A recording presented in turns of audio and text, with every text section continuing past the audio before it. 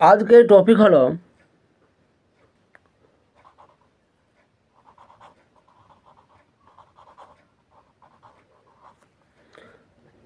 সম্মিলিত জাতিপুঞ্জ।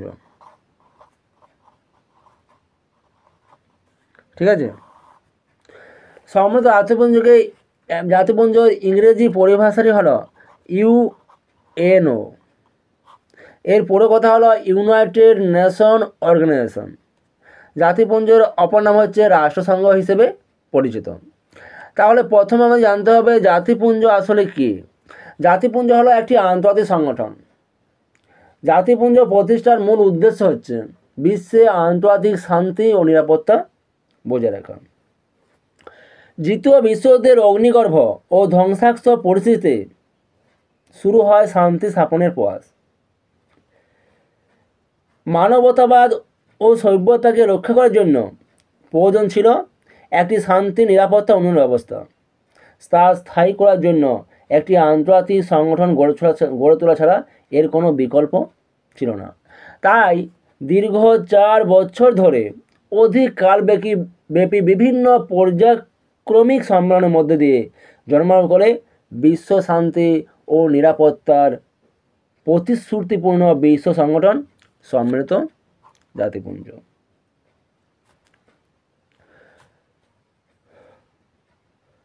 সম্মিলিত জাতিপুঞ্জ প্রতিষ্ঠা হয়েছিল 1945 সালে 24শে অক্টোবর।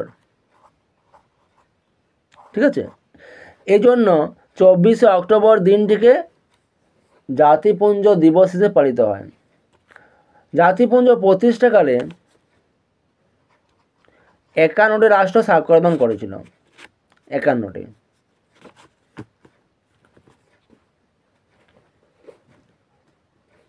জাতিপুঞ্জের একটি প্রস্তাবনা, 19টি অধ্যায় এবং 111টি ধারা রয়েছে।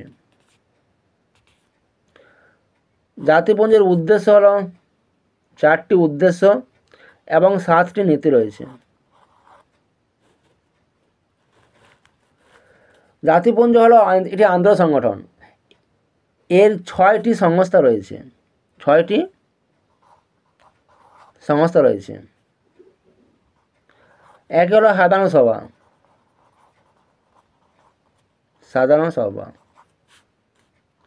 2 হলো নিরাপত্তা পরিষদ।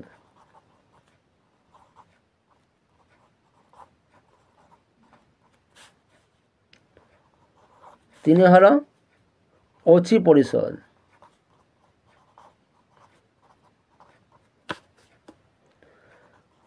4 হলো অর্থনৈতিক ও সামাজিক পরিষদ।